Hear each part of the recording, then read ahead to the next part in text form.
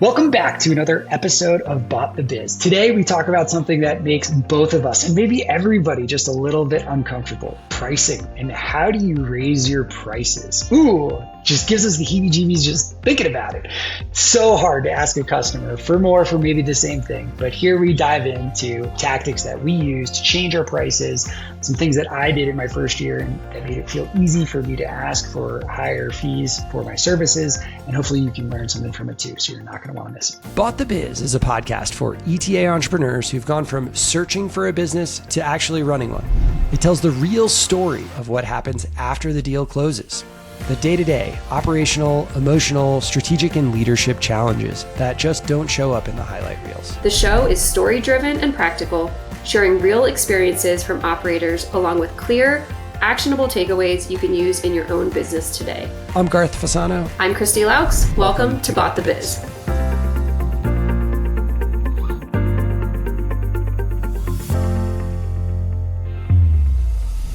Welcome back to another episode of Bought the Biz. Today we're talking all about pricing.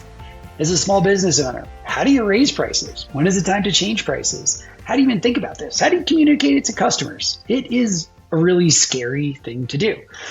Christi and I have both been through this and are going through it in our own ways. In fact, we're launching our AI platform right now, and we're, depending on when this airs, right in the middle of it, and our prices are changing a whole bunch. Our service offerings are a little bit different.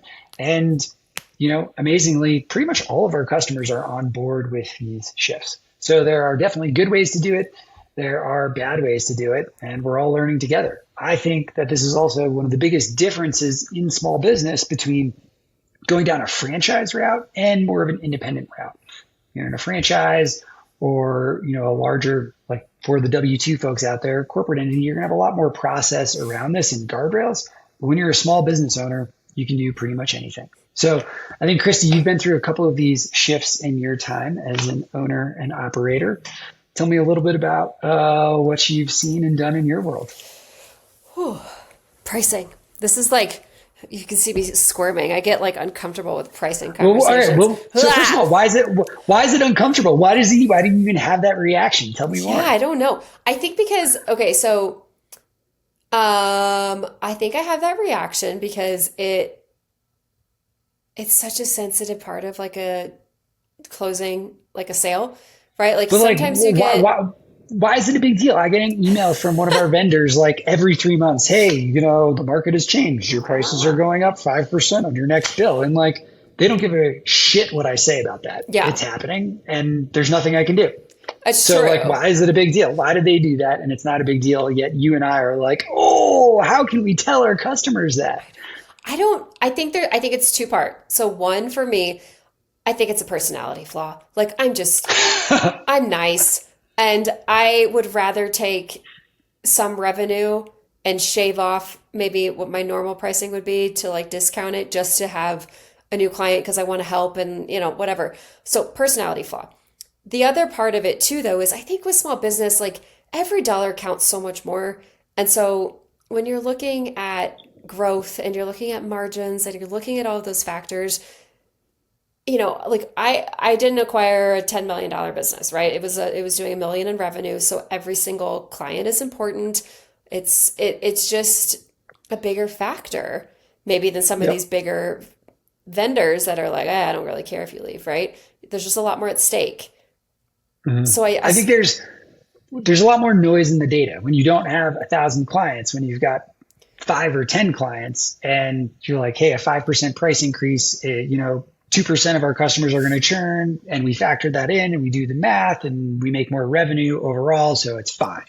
Whereas in a small business, if you have those 5 or 10 clients, if you churn 3 or 4, and there's just so much more noise in that smaller data set that, you can't really just spreadsheet it like we probably would have when we were more in our corporate analytical careers with massive data sets. I think that's one thing. Yeah, exactly.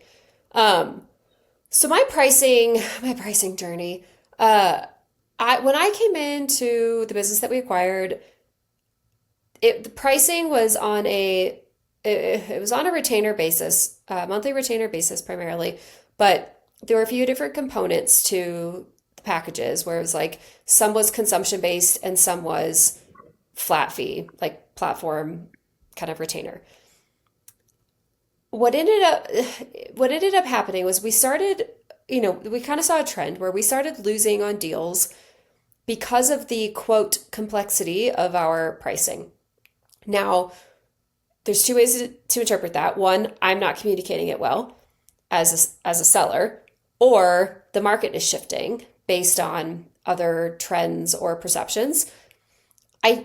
After quite a few conversations, my takeaway really was that the market was shifting, and we were primarily in cold outbound in, sales and marketing campaigns.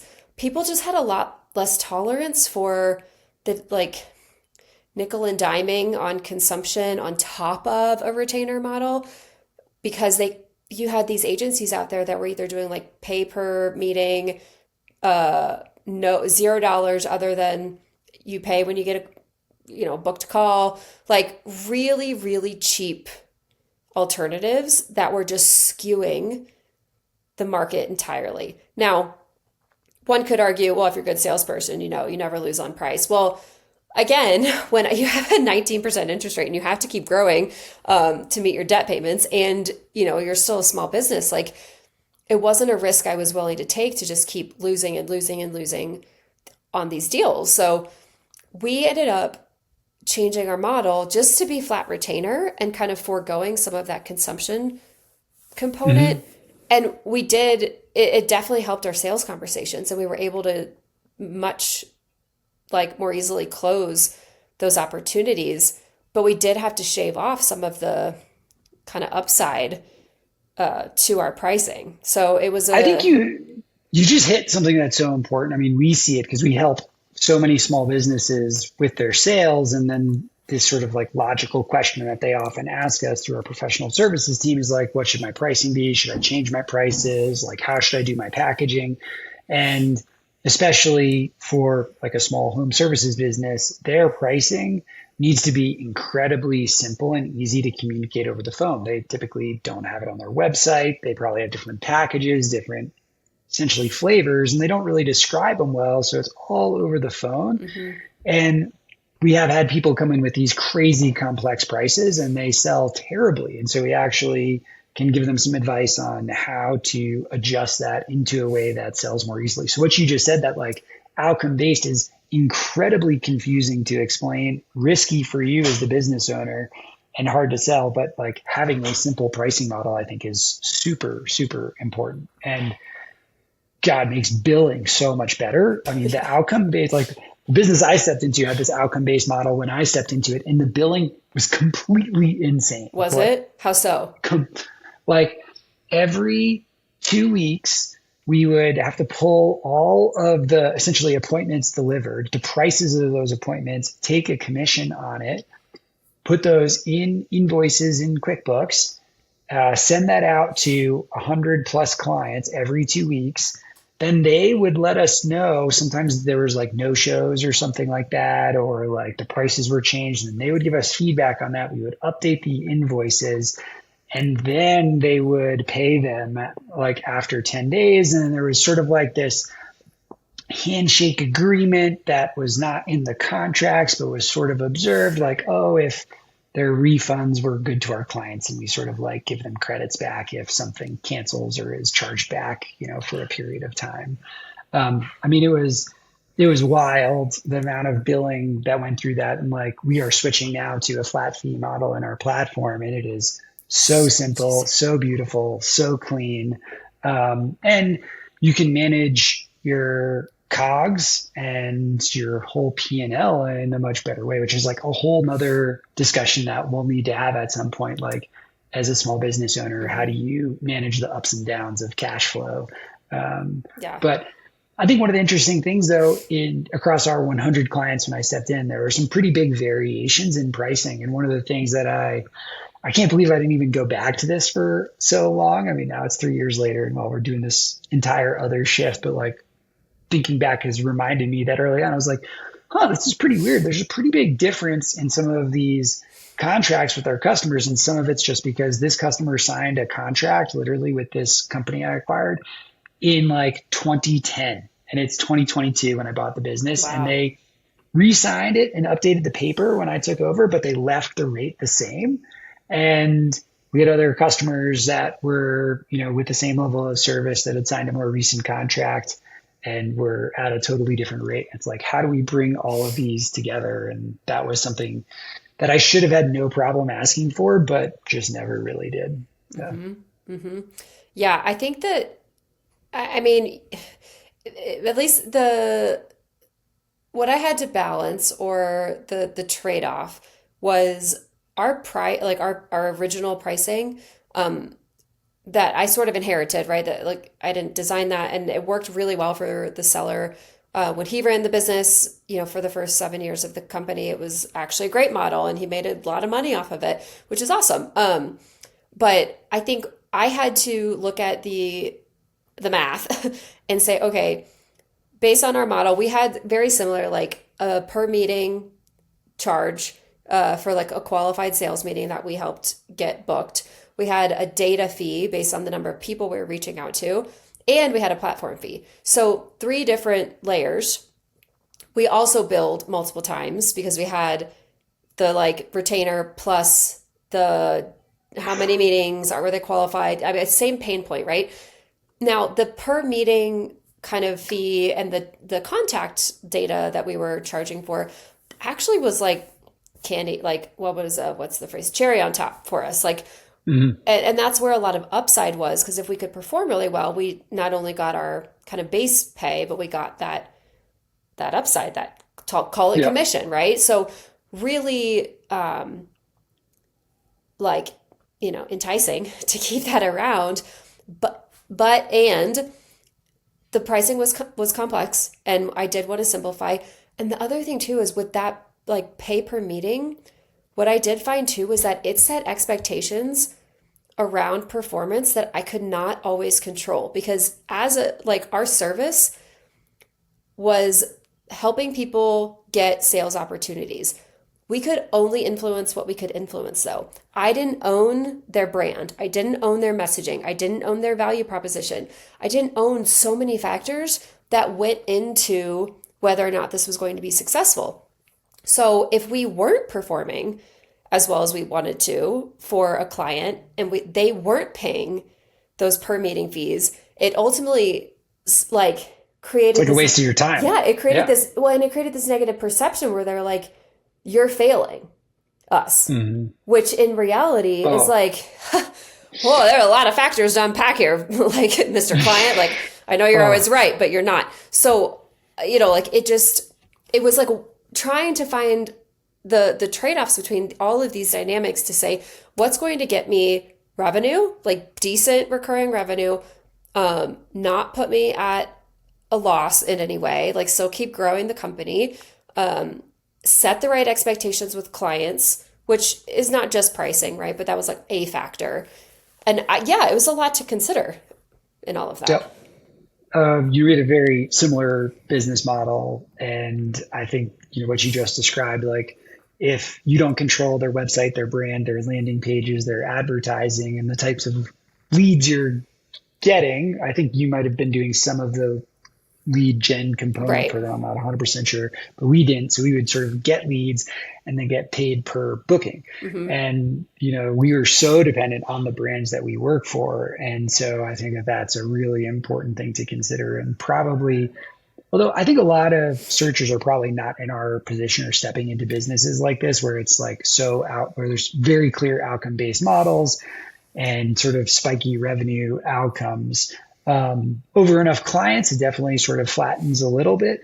But I think, something that may help any type of searcher is that we did do one sort of pretty meaningful pricing adjustment in sort of the first year of running the business. And we introduced a new service that increased our fees. And so I think that was a very comfortable way to go about having a price change conversation, was layering in another service.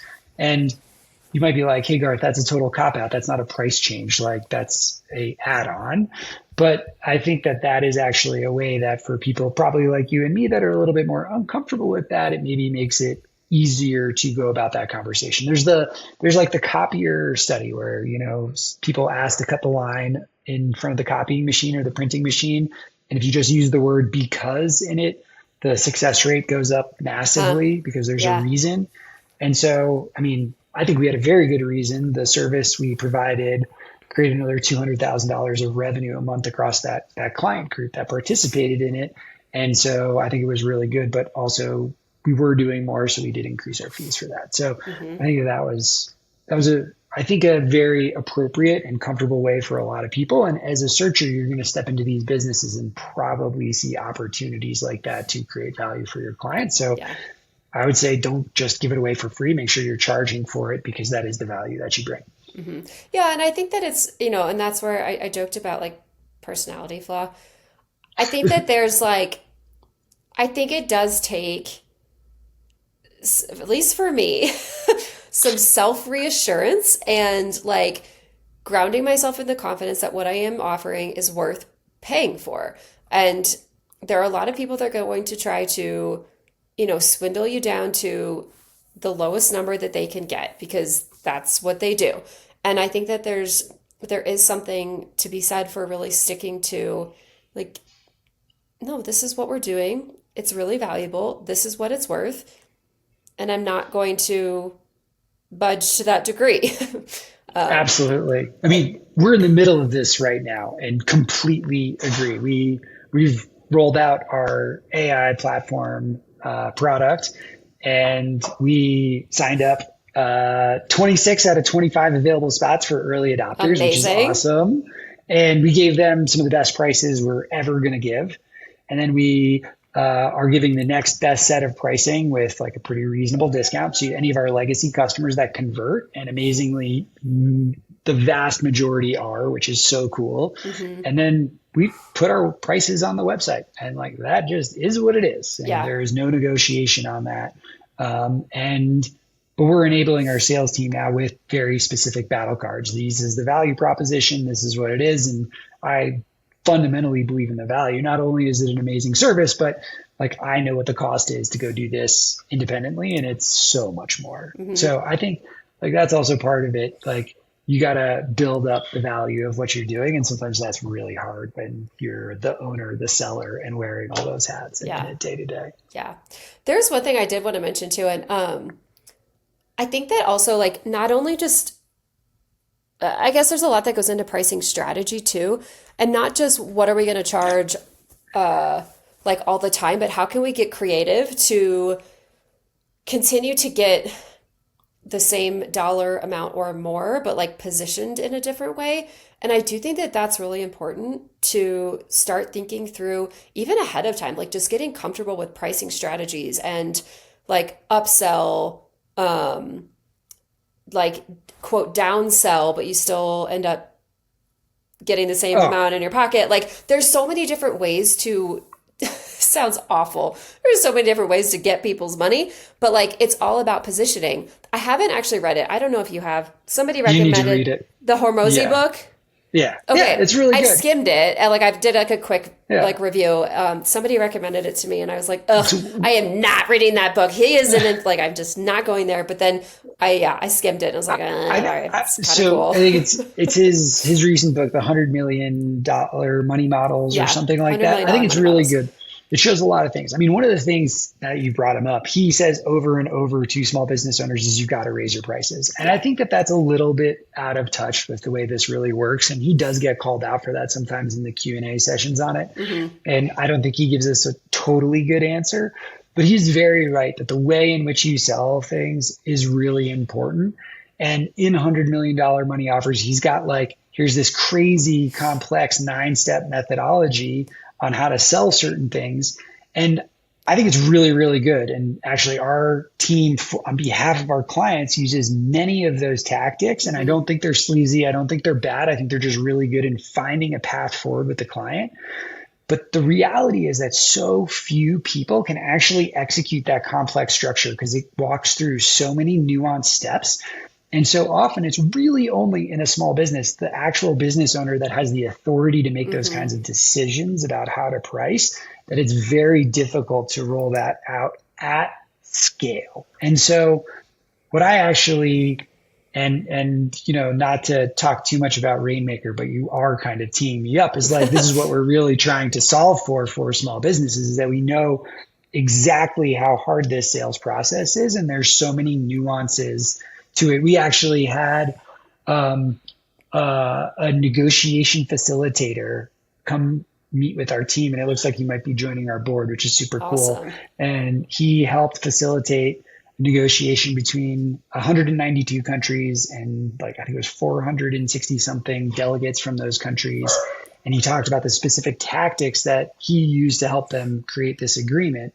And he has so many nuances on specific word choice and how you ask questions or how you use your tone or your sequencing to put people in certain parts of their brain and certain areas of their memory so that you can trigger different outcomes. And this is not to be manipulative. This is to educate consumers. And we actually published an AI constitution on our website about what we believe is the right way to sell and what we stand for. Because there are definitely ways you could do this in the wrong way. And that's not what I'm advocating.